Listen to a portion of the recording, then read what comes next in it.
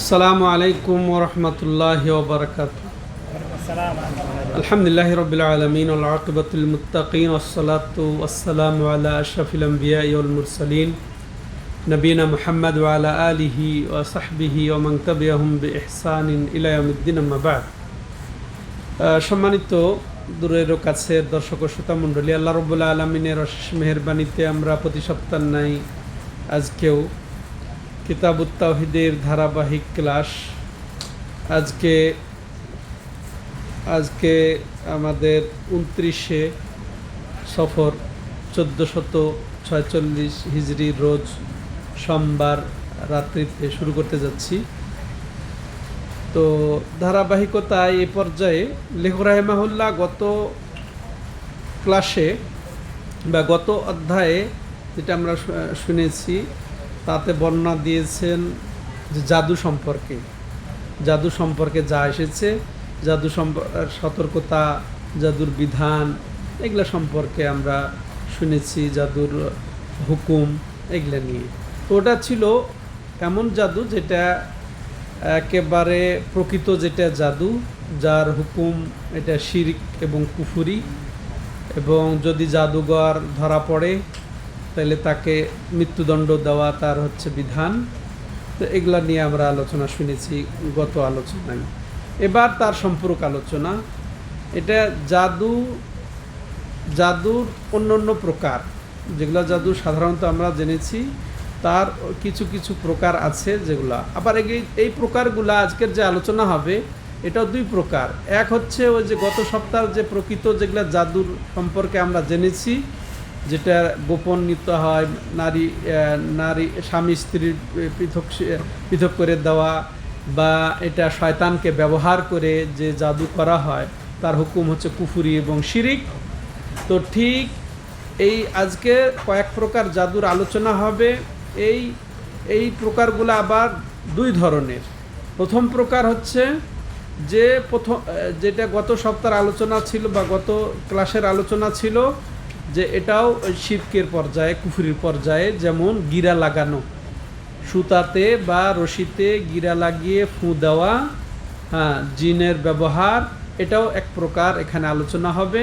সেই হিসেবে জাদুর যে বিভিন্ন প্রকার আছে তার মধ্যে এই প্রথম প্রকার এইটা হচ্ছে যে সেটা শিরক এবং কুফরি তুল্য। আর দ্বিতীয় প্রকার এটা কুফরি নয়, শিরকও নয়, এর বিধান তা মৃত্যুদণ্ড নয়, কিন্তু ধরনের দিক দিয়ে, সাদৃশ্যতার দিক দিয়ে জাদু বা পারিভাষিক দিক দিয়ে বা আবিধানিক দিক দিয়ে জাদু বলা হচ্ছে এটাকে, কিন্তু হুকুমের দিক দিয়ে সেটা আবার ওই পর্যায়ের নয় যেটা গত সপ্তাহে আমরা শুনেছি। তো এটা আমরা শুরু করি, তাহলে বোঝা যাবে। এখানে লেখক রাহিমাহুল্লাহ বলছেন বাবু বায়ানে শাইইম মিন আনওয়াইস সিহর, যে এই অধ্যায়ে বর্ণনা হবে যে জাদুর কতিপয় প্রকার, এখানে সেই বর্ণনায় হবে। তো তার মাশাআল্লাহ নিয়ম অনুযায়ী তিনি হাদিস দিয়ে এখানে দলিল উপস্থাপন করবেন। এ মর্মে আয়াত পায়নি, জাদুর ব্যাপারে গত অধ্যায়ে আলোচনা করেছেন উনি আয়াত দিয়ে, কিন্তু এটা আরও অন্যান্য ভিন্ন প্রকার যেগুলা জাদু উল্লেখ আছে হাদিসে, সেগুলো তিনি উল্লেখ করবেন বিধায় হাদিস দিয়ে তিনি 5টি হাদিস দলিল উপস্থাপন করেছেন। তো প্রথম হাদিস, এটা ইমাম আহমদ বিন হাম্বল, যিনি 4 ইমামের প্রসিদ্ধ একজন ইমাম, বা ইমাম আহলি সুন্নাহ বলা হয় তাকে, তিনি সবার পরে এসেছেন, সেই হিসেবে তিনি অনেক হাদিস সংগ্রহ করেছেন। তার সে বিশাল হাদিস সংগ্রহ, প্রায় 50 ভলিউমের হাদিস গ্রন্থ আছে। তার ইমামদের মধ্যে সবচেয়ে বেশি হাদিস তিনি সংগ্রহ করেছেন। তো এটা সেই ইমাম আহমদ বিন হাম্বল। তো তিনি বর্ণনা করছেন যে হাদ্দাসানা মুহাম্মদ ইবনে জাফরিন হাদ্দাসানা আউফুন আন হাইয়ান ইবনুল আলাই হাদ্দাসানা কাতানু ইবনু কুবাইসা আন আবিহি আন্নাহু সামিআন নবী সাল্লাল্লাহু আলাইহি ওয়াসাল্লাম ক্বাল ইন্নাল ইয়াফাতা ওয়াত তারক ওয়াত তিয়ারা মিনাল জিবত। তো এই ইমাম আহমদ বর্ণনাকারী, এর মধ্যে কয়েকজন, উনি বলছেন আমাকে মোহাম্মদ বর্ণনা করেছেন, উনি বলছেন যে আমাকে আউফ বর্ণনা করেছেন, তারপরে উনি বলছেন যে আমাকে কাতান বিন কোবাইসা বর্ণনা করেছেন। কাতান বিন কোবাইসা ইনি তার বাবা থেকে বর্ণনা করছেন কি যে ইনি শুনছেন কোবাইসা শুনছেন তার বাবার থেকে কি যে নবী সাল্লাল্লাহু আলাইহি সাল্লাম বলেন, নবী সাল্লাল্লাহু আলাইহি কি বলেন, ইন্নাল আয়াফা ওয়াত তারকা ওয়াল তিয়ারা মিনাল জিবত। তাইলে এখানে 3 প্রকার আমরা জাদু পেয়ে গেলাম, আয়াফা, তারক আর তিয়ারা। এটা হচ্ছে জাদুর অন্তর্ভুক্ত, বা এখানে জাদুর কর্মকাণ্ডের অন্তর্ভুক্ত। জিবত এখানে একাধিক অর্থ হবে, ইনশাল্লাহ আমরা সেটা শুনবো, যেটা জাদুর কর্মকাণ্ডের অন্তর্ভুক্ত। আয়াফা, তারক এবং তেয়ারা, এটা 3টা প্রকার। এখন আউফ এখানকার একজন বর্ণনাকারী, ইনি বলতেছেন যে এই যে আয়াফা হচ্ছে পাখি তাড়ানো, পাখিকে হাঁকিয়ে গায়েবের দাবি করা, পাখির আওয়াজ, পাখির নাম, এগুলা দিয়ে মানে এটাকে ওই যে ইলমে গায়েবের দাবি করে, হ্যাঁ, যে এগুলার ওই যে কুলক্ষণ নির্ণয় করে, পাখি উড়িয়ে তার নামের দ্বারা তার আওয়াজ, বিভিন্ন প্রকার আওয়াজ করবে, এরপরে তার চলার ভাবভঙ্গিতে তারা ইলমে গায়েবের যে এইটার দ্বারা এই হবে, এইভাবে চললে, এইভাবে হাঁকলে, এই নামে বা এই হলে তারা কি করে, ভবিষ্যতের কথা বলতে থাকে, অর্থাৎ গায়েবের দাবি করে। তাহলে এটা একটা হলো। আর তার্ক বলা হয় এটা দাগ টানা, বিশেষ করে বালিতে দাগানো বেশি হয়, হ্যাঁ, দাগ টানা, যেটা জমিনে দাগাদাগি করে গায়েবের দাবি করা হয় বা ভবিষ্যতের দাবি করা হয়, বা এই হবে সেই হবে। দেখবেন এখনকার মুসলিম জাদুঘররাও এগুলো করে, দাগাদাগি করে এগুলো অনেক কিছু তারা বর্ণনা দেওয়ার অপচেষ্টা করে। বর্ণনা দেওয়া তো বললাম, আগের বর্ণনায় শুনেছি আমরা, জিন শয়তান করে। এগুলোর মধ্যে এক কথা মনে রাখবেন, জিন শয়তানের সাহায্য নিয়ে, জিন শয়তান নির্ভর যদি এ ধরনের কর্মকাণ্ড হয়, তবে এটা শিরকের অন্তর্ভুক্ত, কুফরির অন্তর্ভুক্ত। আর জিন শয়তান ব্যবহার না করে অন্য কিছু যেগুলো আমরা বর্ণনা শুনছি, এগুলোতে যদি জিন শয়তান ব্যবহার না থাকে, তাহলে সেটা শিরক হবে না, কিন্তু কাবিরা গুনাহ হবে। শিরক হবে না, কিন্তু কাবিরা গুনাহ হবে। এটা ভাষাগত শিরক, ভাষাগত জাদু হবে। তাহলে এখানে 2টা পেলাম, আয়াফা মানে পাখি তাড়িয়ে, ওই তো বললাম সুলক্ষণ নির্ণয় করা, আর জাজর যেটাকে বলা হয়, আর তার্ক বলা হয় দাগাদাগি করে, বিশেষ করে বালিতে দাগাদাগি করা।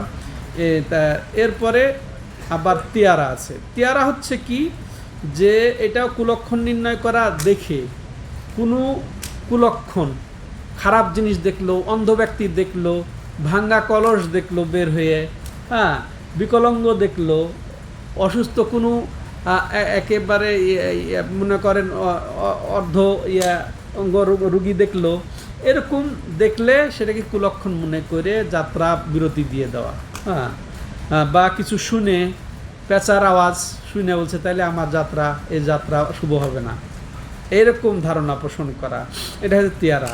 আর এটা জাদুর অন্তর্ভুক্ত, যে জন্য তিনি এখানে এনেছেন। সম্মানিত দর্শক ও শ্রোতা মণ্ডলী, তবে এসব বিষয়ে যে বিশেষ করে তিয়ারার সম্পর্কে আবার বিস্তারিত আলোচনা সামনে আসবে। আর এগুলোর মাধ্যমে এই যে কবিরাজ নামধারী জাদুঘর, হ্যাঁ, হাকিম, এরা এগুলোর মাধ্যমে কারামত, যারা মুসলিম, যারা আলেম প্রকৃতির মধ্যেও এসব চিন্তাধারা আছে, আলেম প্রকৃতির, এরাও কিন্তু এসব ব্যবসা করে। গণকের কার্যক্রম, জ্যোতিষীর কার্যক্রম, বা এই যে জাদুর কার্যক্রম, এরা চিকিৎসক হিসেবে, কবিরাজ হিসেবে, খুনকার হিসেবে এরা করে থাকে। দিয়ে এরা এগুলা কি বলে, এরা তো আর বলবে না জাদু বললে তো মুসলিমরা সাধারণত দিকে যাবে না, জানে জাদু এটা হারাম, কমপক্ষে হারাম জানে, হ্যাঁ। গণক যদি বলে যে আমি গণক, সেটাও তো এটা জানে মুসলমানরা যে গণক ঠিক নয়। তো এই জন্য এরা কি বলে, কবিরাজ, হাকিম, এই সেই বলে। আর এগুলাকে তারা তাদের আমলগুলাকে, তাদের কার্যক্রমকে কেরামত জাহের করে। কেরামত, হ্যাঁ। আর কেরামতুল আউলিয়া হক, তো আসলে কি সব কেরামত এটা নিজে প্র্যাকটিস করে পাওয়া যায় না। এটা আল্লাহ যাকে ইচ্ছা করে কিছু দিলে এটা অটোমেটিক জাহির হবে আল্লাহর পক্ষ থেকে। এটা প্র্যাকটিস করে ত্যাগ তিতিক্ষা করে যেটা পাওয়া যায় সেটা কেরামত না। হ্যাঁ, আর যেগুলো ত্যাগ তিতিক্ষা, এই যে কৌশল জিন টিন পাইলে যেগুলো করা হয় সেগুলো হচ্ছে জাদু। পার্থক্য এটাও একটা মৌলিক জেনে রাখবেন। ওলিদের যে কারামত এটা চাইয়া পাওয়া যায় না, দোয়া করে পাওয়া যায় না, হ্যাঁ, তো সিস্টেম করে পাওয়া যায় না। এটা আল্লাহ অটোমেটিকলি একজন দিয়ে দিবেন। নবী সাল্লাহ সাল্লামকে যেমন দিয়েছেন, তাই না, সাহাবায়ে কেরামকে অনেক দিয়েছেন, তো ওদিকে আমরা যেতে পারবো না। হ্যাঁ, তাইলে এটা ছিল এই হাদিসের ইয়া। এরপরে যেমন আউফের বর্ণনা থেকে শুনলাম আমরা ইয়াফা, তার্ক এবং তেয়ারার অর্থ। তেমনি হাসান বাসরি রাহেমাহুল্লাহ ইনি বলছেন আল জিবতের কথা। এখানে এটা জিবতের অন্তর্ভুক্ত। জিব কাকে বলে? ও তো বলছিলাম এটা জাদুর কর্মকাণ্ডের অন্তর্ভুক্তকে বলা হয় জিবত। হ্যাঁ, এটা আরবি শব্দ। আর হাসান বাসরি রাহেমাহুল্লাহ বলছেন রান্নাতুশ শয়তানের বিভিন্ন আওয়াজ, বাদ্য বাজনা, এগুলাকে জিবত বলা হয়। হ্যাঁ, তো এগুলা এই অর্থে যত রকমের বাদ্য বাজনা, গান, এগুলা সব হচ্ছে নিষিদ্ধের অন্তর্ভুক্ত। এগুলা শয়তানি কর্মকাণ্ড। এই যে মালাহি, যেগুলা খেল তামাশার যে বাদ্য বাজনা, হ্যাঁ, এই যে হারমোনিয়াম বলেন, ঢোল তবলা বলেন, হ্যাঁ, এগুলা নিষিদ্ধের অন্তর্ভুক্ত। এবার আসেন আমরা এই হাদিস থেকে কি জানলাম সেটা এক নজরে জানবো। যে এলমে গায়েবে তো বলছিলাম না যে দাগ টেনে যে তোমার এই ফাড়া আছে, তোমার এই হবে সেই হবে, হ্যাঁ, যেমন যে এটাও একটা ইয়ার অন্তর্ভুক্ত কি যে এই কৃষকের দাগ টানাটানি, আবার পাথর নিক্ষেপ করেও হয়। পাথর নিক্ষেপ করে আবার এখানে যদি পাথর পড়ে তাহলে এই হতে পারে। ভবিষ্যতের খবর বলে কি যে বৃষ্টি হবে, বা বলে কি যে বন্যা হবে, বা বলে কি যে ইয়ে হবে, সাইক্লোন হবে, ঘূর্ণিঝড় হবে, এগুলা তারা খবর দিয়ে থাকে। তো এই যে এগুলা গায়েবের খবর, তো এগুলা যেগুলো আল্লাহ রাব্বুল আলামিন বর্ণনা দেন নাই, জানান নাই, এগুলা গায়েবের খবর। তো এগুলা দাবি করা এটা হারাম, হ্যাঁ, এটা তাওহীদের বিপরীত। এই জন্যে লেখক রাহিমাহুল্লাহ তার এই অধ্যায়ে বর্ণনা দিয়েছেন। এটা তাওহীদের বিপরীত, তাওহীদেরই তিনি বিশ্লেষণ করছেন, এগুলা ব্যাখ্যা করছেন, এগুলো বর্ণনা দিচ্ছেন। তেমনি তিয়ারার ব্যাপারে যেটা বললাম, পাখি উড়িয়ে সুলক্ষণ কুলক্ষণ নির্ণয় করা, যে এটাও তাওহীদের পরিপন্থী। এটা আল্লাহ রাব্বুল আলামিনের কাছেই আছে ভালো মন্দ, হ্যাঁ, সব কিছু। তেমনি ভাবেও যেটা একটু আগে বলা হলো, বাদ্য বাজনা যত রকমের এগুলা আছে সেগুলা সব হারামের অন্তর্ভুক্ত। হ্যাঁ, তো এটা আল্লাহর আনুগত্যের পরিপন্থী বিষয় এবং পরিপূর্ণ তাওহীদের পরিপন্থী বিষয়। তেমনইভাবে এই হাদিস থেকে আমরা জানতে পারলাম যে এই গান বাজনার যে বাদ্য, এগুলা সব শয়তানি আমল, হ্যাঁ, এগুলা সব শয়তানের আওয়াজ। শয়তান এগুলাতে আরও এগুলা সহযোগিতা করে, বিভিন্ন আওয়াজ করে। শয়তান নিজেও আওয়াজ করতে জানে। এটা বলা হয় যে শয়তানকে যখন জান্নাত থেকে বের করে দেওয়া হলো তখন একটা বিকট আওয়াজ দিয়েছিল সে, ঘৃণিত আওয়াজ। তেমন যে কোনো এই যে আর্তনাদ ফরিয়াদমূলক এটা চিন্তা চেতনার আওয়াজকেও এই ধরনের আওয়াজের সাথে সম্পর্ক আছে বলে ওলামায়ে কেরাম মন্তব্য করেন। এবার দ্বিতীয় হাদিস, এটা আব্দুল্লাহ ইবনে আব্বাস রাদিয়াল্লাহু তাআলা আনহু বর্ণিত। আব্দুল্লাহ ইবনে আব্বাস রাদিয়াল্লাহু তাআলা আনহু প্রসিদ্ধ সাহাবী, তিনি মাশাআল্লাহ হিবরুল উম্মাহ, তুরজুমানুল কোরআন, বাহরুল উলুম বলা তার হচ্ছে উপাধি। ইবনে আব্বাস রাদিয়াল্লাহু তাআলা আনহু রাসূলুল্লাহ সাল্লাল্লাহু আলাইহি ওয়াসাল্লামের চাচা, তার ছেলে আব্দুল্লাহ, তিনি সবচেয়ে বেশি পণ্ডিত হচ্ছে কোরআনের, হ্যাঁ, কোরআনের তাফসীরকারক তাকে বলা হয়, এবং তাকে বলা হয় যে এলেমের সাগর, হ্যাঁ, বিদ্যাসাগর আমরা বললাম না, এলেমের সাগর, আসলে এলম। তো এলেমের সাগর তার উপাধি। সম্মানিত দর্শক ও শ্রোতামণ্ডলী, তিনি বর্ণনা করছেন যে তিনি বলছেন যে রাসূলুল্লাহ সাল্লাল্লাহু আলাইহি ওয়াসাল্লাম বলেন, মান ইক্তাবাসা শুবাতাম মিনান নুজুমি ফাকাদ ইক্তাবাসা শুবাতাম মিনাস সাহর জাদা মা জাদ। হ্যাঁ, তো হাদিসটি ইমাম আবু দাউদ তার সহিহ সনদে উল্লেখ করেছেন। এই হাদিসে বলা হচ্ছে যে রাসূলুল্লাহ সাল্লাল্লাহু আলাইহি ওয়াসাল্লাম বলেন, যে ব্যক্তি জাদুর কোনো অংশ অর্জন করলো হ্যাঁ, জাদুর কোনো অংশ হয়তো গ্রহণ করলো, অর্জন করলো বা শিখলো জাদু। ভালো করে শুনি আমরা, অনেকে জাদু শিখতে চায়, ছেলেপেলেরা বিশেষ করে যুবকদের এটা আগ্রহ থাকে। হ্যাঁ, তো যে ব্যক্তি এই জাদু শিখলো বা গ্রহণ করলো বা অর্জন করলো, সে মূলত সে কি করলো, সে মূলত শরবাতুমিনা নুজুম না, যে ব্যক্তি, এটা জাদু না সরাসরি, যে ব্যক্তি তারকা জ্যোতিষবিদ্যা, যে ব্যক্তি তারকা দিয়ে গণনা এইসব, এটাকে জ্যোতিষবিদ্যা বলে। তো জ্যোতিষবিদ্যার কোনো কিছু সে শিখলো, গ্রহণ করলো, অর্জন করলো, সে মূলত জাদুরই একটা অংশ গ্রহণ করলো। জ্যোতিষবিদ্যা তাহলে জ্যোতির্বিদ যেগুলা, এটা জাদুর একটা প্রকার, সেই হিসেবে এখানে উল্লেখ করা হচ্ছে। তো ফাকাদ ইকতাবাসা শুবাতুম মিনাস সাহর, মানে ইকতাবাসা শুবাতাম মিনান নুজুমে, যে ব্যক্তি জ্যোতিষ বা তারকার এই বিদ্যা যে গ্রহণ করলো, সে অবশ্যই জাদুরই একটা অংশ গ্রহণ করলো বা শিখলো। জাদা মাজাদ, যে যত বেশি শিখবে সে তত বেশি জাদুর দিকে অগ্রসর হবে, বা সে তত পাপী হবে, তত তার গুনাহ হবে। এটা হাদিসের মোটামুটি অর্থ। তাহলে এই যে জ্যোতিষবিদ্যা বা জ্যোতির্বিদ্যা, এটা প্রধানত কয় প্রকার? দুই প্রকার। একটা হচ্ছে জায়েজ, আর একটা হচ্ছে না জায়েজ। জায়েজ কোনটা? যে এই তারকা দেখে, পূর্বে আরও, এখন তো আধুনিক যুগ, তারকা দেখে আর দিক নির্দেশনের প্রয়োজন হয় না। রাত্রে তারকা দেখে আর দিনে পাহাড় দেখে মানুষ দিক নির্ণয় করত, কোন পাহাড় কোন দিকে আছে, এটা উত্তর, এটা দক্ষিণ, এটা বুঝে ফেলতো। তেমনিভাবে রাত্রে তারকা দেখে, সপ্তর্ষি মণ্ডল তারকা কোন দিকে, উমুক তারকা কোন দিকে, তাহলে এটা কোন দিক, তাইলে তারপর সূর্য দেখে, চন্দ্র দেখে মানুষ কি করত? দিক নির্ণয় করত, কেবলা নির্ণয় করত, তাই না? তো এটা, আর এটা এই তারকা দিয়ে নির্ণয় করাটা, এটা জায়েজ, বরং প্রয়োজন, ওটা প্রয়োজন, এটা কোনো সমস্যা নাই। আর দ্বিতীয় প্রকার হচ্ছে কি হারাম। তার একটা জায়েজ, একটা হারাম। হারাম কোনটা?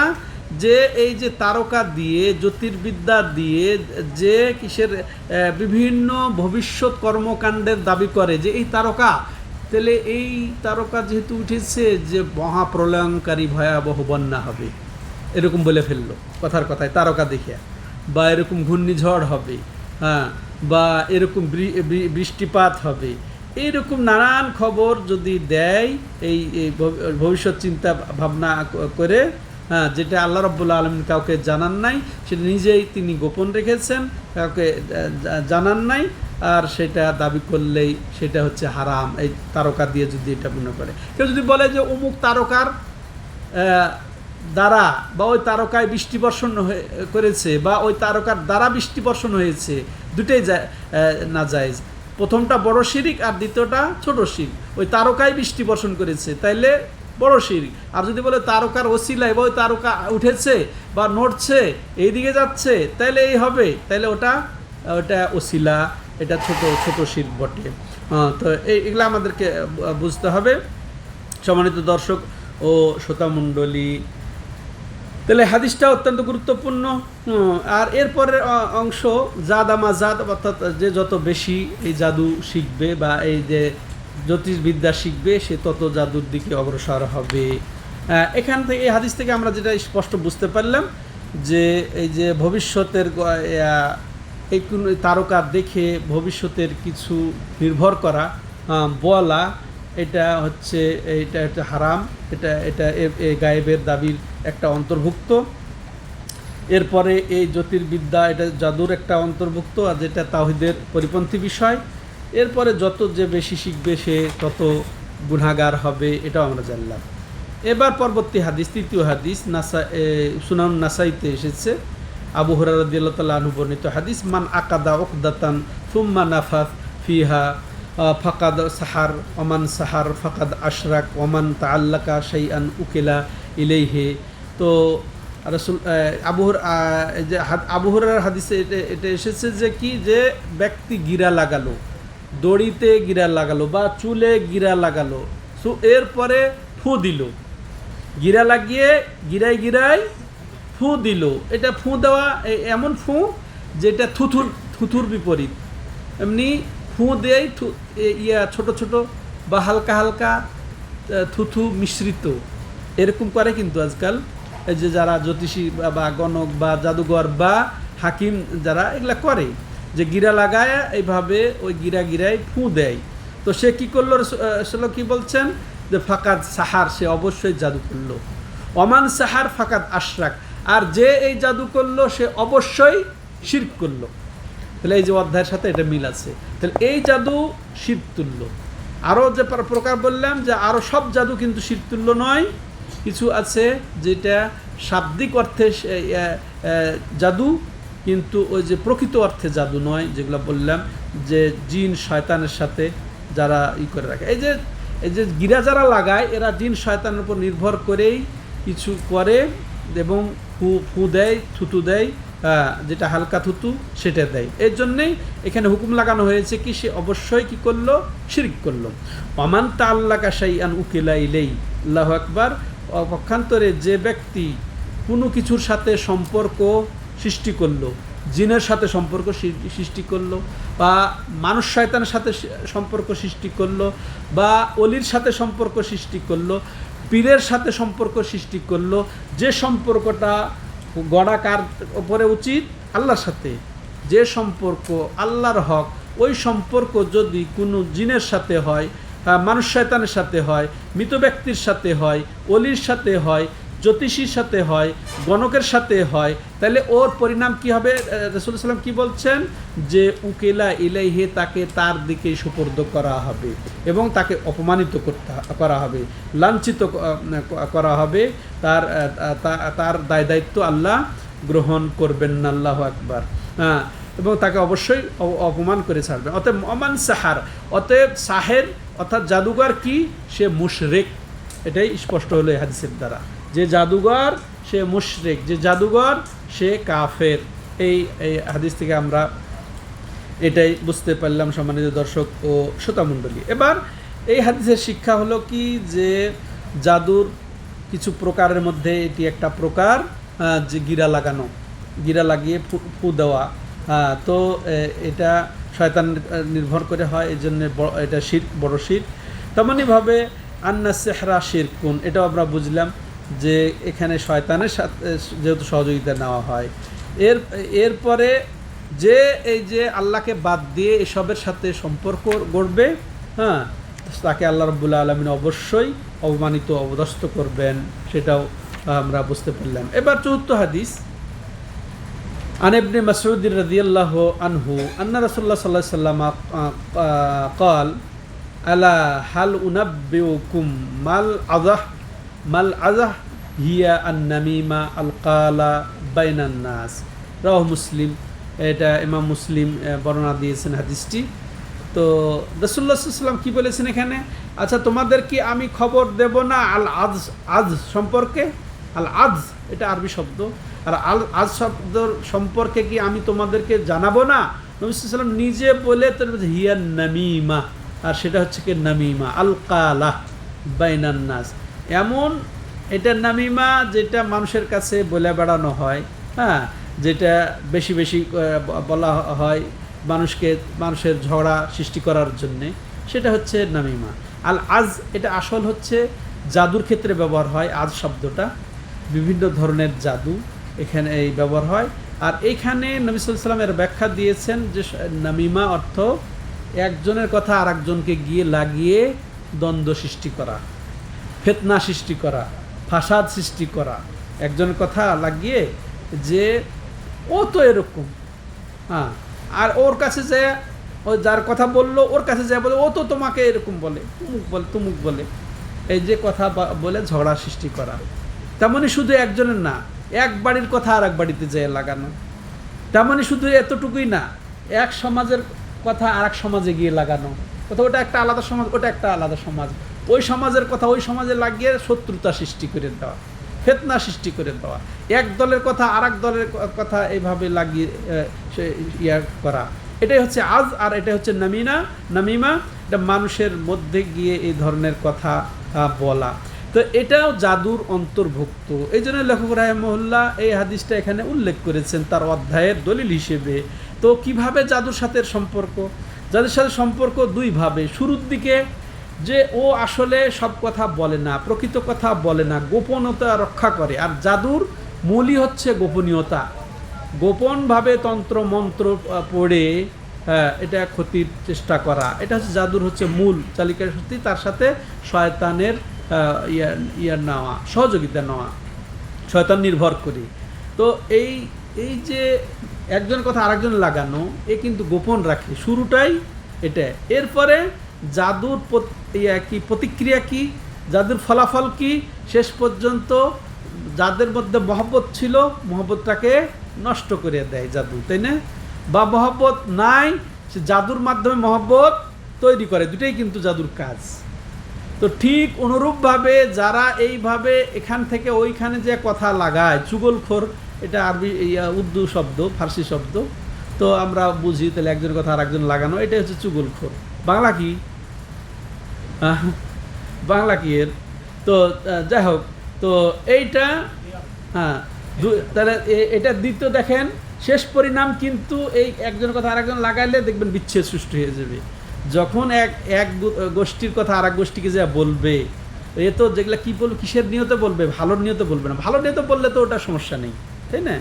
কিন্তু এ বলবে কি দ্বন্দ্ব লাগানোর নিয়তে, ঠিক আছে, অর্থাৎ ফিতনা লাগানোর নিয়তে, খারাপ নিয়তে। আর সেটাই এটা জাদুর সাথে সম্পর্ক রয়েছে, যার কারণে এই অধ্যায় লেখক এই বিষয়টা উল্লেখ করেছেন। রাসূলও বলেছেন এইটা হচ্ছে জাদু, নামিমা। তোমার আজ মানে কি জানো? এটা হচ্ছে নামিমা, অর্থাৎ এটা একটা প্রকার জাদু। জাদু যেমন ওই তো বললাম গোপনীয়তা থাকে, তেমন এর মধ্যে গোপনীয়তা থাকে। আর ওই জাদুর মাধ্যমে যেমন বিচ্ছেদ সৃষ্টি হয়, এবং দেখবেন খামাখা ওই ইয়ে করে আবার একত্রিত করে আরও একটা এখানে থাকতে পারে। সেই হিসেবে এটার সাথে মিল আছে, সম্মানিত দর্শক ও শ্রোতামণ্ডলী। তো এই হাদিস থেকে যেটা আমরা জানলাম যে এই যে একজনের কথা আর একজনের লাগানো, এটা জাদুর অন্তর্ভুক্ত, এটা জাদুর অন্তর্ভুক্ত হয়। তাহলে এটা হারাম, কাবিরা গুনাহ। ওই তো বলছিলাম কি শুরুতে, যে এটা কিন্তু ওই যে কুফরি না, এর বিধান কিন্তু কুফরি না, যে এই একজনের কথা আর একজনের লাগাবে এটা কুফরি না, শিরিক না হলেও এটা কি কাবিরা গুনাহ। এটা আমরা বাঁচবো কি বাঁচবো না, এর থেকে বাঁচতে হয়। এটা জাদুর অন্তর্ভুক্ত, যদিও এটা আবিধানিক অর্থে এটা জাদু, তাই না? এটা জাদুর যে মূল ক্রিয়া সেটাও এর দ্বারা হয়, প্রতিক্রিয়া। তো এটা আমরা বুঝলাম। তো এখানে যেহেতু যে শয়তানের ব্যবহার হয় না, এই জন্যে এটা ওই বড় জাদু নয়, এটা আমরা বুঝবো। আর এটা আসলে এই জাদুর ফলে এটা দুই মানে যেটা মিল মহব্বতের অন্তর, সেখানে বিচ্ছিন্ন সৃষ্টি করা হয় মানুষের মাধ্যমে। তাইলে এটা অবশ্য হয়তো বললাম ওই জাদুর হুকুমে আসবে না, যে এই যে একজনের কথা আরেকজন লাগালো তাকে যে হত্যা করা হবে, এরকমটি নয়। তার মানে এটা হারাম, এটাও আমরা জানলাম যে কাবিরা গুনাহ। তারপরে এটা শিক্ষা করা, হ্যাঁ। তো এই যে রাসূলুল্লাহ সাল্লাল্লাহু আলাইহি সাল্লাম যে আগে জিজ্ঞাসা করলেন তোমাদেরকে কি আমি আজ সম্পর্কে বলবো না, তাহলে এইভাবে প্রশ্ন করে উত্তর দেওয়াটাতে বেশি শেখা যায়, এটা একটা শিক্ষা পদ্ধতি, এটা আমরা জানলাম। এরপরে শেষ হাদিস আমরা বর্ণনা করে শেষ করব। সেটা কি, এই যে এটা বুখারী মুসলিমের যদি বলা হয়েছে, কিন্তু আসলে মুসলিম শরীফে বর্ণনাটি এসেছে, যেটা আব্দুল্লাহ ইবনে উমর রাদিয়াল্লাহু তাআলা আনহুমা বর্ণনাকারী, আন্না রাসূলুল্লাহ সাল্লাল্লাহু আলাইহি ওয়াসাল্লাম ক্বাল ইন্না মিনাল বায়ানি লা সিহরা, যে নিশ্চয় কিছু কথা আছে, বয়ান আছে, যেটা বক্তব্য আছে, যেটা একেবারে জাদুময়ী, সেটা জাদুর তুল্য। এই জন্যেই এই হাদিসটা লেখক রাহিমাহুল্লাহ এই অধ্যায়ে এনেছেন, যেটাও একটা জাদুর প্রকার। মানুষের কথায় জাদু আছে না, এটা বলি না আমরা? হ্যাঁ, কথায় কি জাদু যে আছে, ও আমাকে এমনভাবে আয়ত্তে করে নিলাম বুঝলামই না। হ্যাঁ, যেটা আমি করতাম না সেটা করে ফেললাম।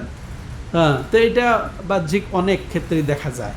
হ্যাঁ, অনেক ক্ষেত্রে, এখন অনেক মাহফিলের অনেক বক্তা আছে, এমন বক্তা যে এই দেখেন, এটা দুইটার দিক। এই মানুষের বক্তব্য বা মানুষের কথা, মানুষের বয়ান, এটা তাহলে দুই প্রকার, এর থেকে বুঝলাম। একটা হচ্ছে হারাম, আর একটা হচ্ছে হ্যাঁ জায়েজ। হারামটাই এখানে উদ্দেশ্য, যেটা তিরস্কৃত, যেটা নিন্দনীয়, হ্যাঁ, সেটার জন্যেই লেখক রাহিমাহুল্লাহ এই হাদিসটা এখানে এনেছেন। হ্যাঁ, তো এটাও জাদুর সাথে সম্পর্ক রয়েছে। হ্যাঁ, এটাও জাদুর সাথে সম্পর্ক রয়েছে, কারণ এই কথার দ্বারা কঠিনভাবে প্রভাব সৃষ্টি হয়। যেমন জাদুর দ্বারা কঠিন প্রভাব সৃষ্টি হয়, তেমন এই কথাতেও প্রভাব সৃষ্টি হয়। যদিও এটা শয়তানের ব্যবহার হয় না, এই জন্যে বড় জাদু নয়, হ্যাঁ, প্রকৃত জাদু নয় যে কাফের হয়ে যাবে, মুশরিক হয়ে যাবে বা তার বিধান হবে তাকে মৃত্যুদণ্ড দেওয়া, এরকম নয়। কিন্তু এই কথার দ্বারা এমন কঠিনভাবে প্রতিক্রিয়া সৃষ্টি হয় যে যে শ্রোতা একেবারে ঘায়েল হয়ে যায়, শ্রোতা ঘায়েল হয়ে যায়, হ্যাঁ। এবং এই অন্তরে এটা দ্রুত ক্যাচ করার একেবারে করতে বাধ্য হয়ে যায়, অনেক সময় বাধ্য হয়ে যায়, মন না চাইলেও।